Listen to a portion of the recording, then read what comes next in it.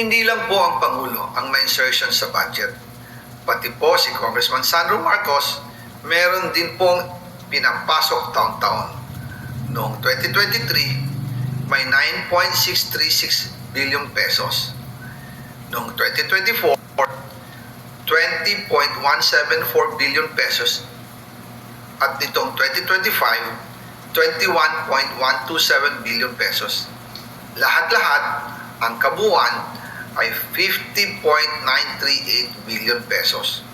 At bawat taon po, sa tuwing dumarating ang BICAM budget process, lagi po may utos si Congressman Sandro na ipasok ang mga proyekto niya.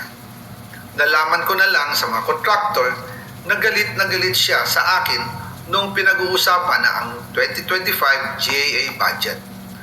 Ang sabi daw niya, ipatatagal ako at magpa-file ng maraming kaso laban sa akin.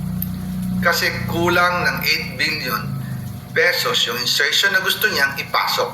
Ang dahilan daw, may mga contractor na nakapag-advance na sa kanya at dahil hindi na ipasok ang buong halaga, kailangan daw niyang magsauli sa mga yon.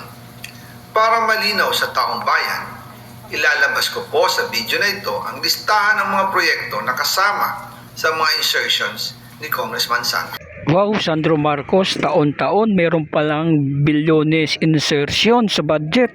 Sa loob lang ng 3 taon, 50 billion agad.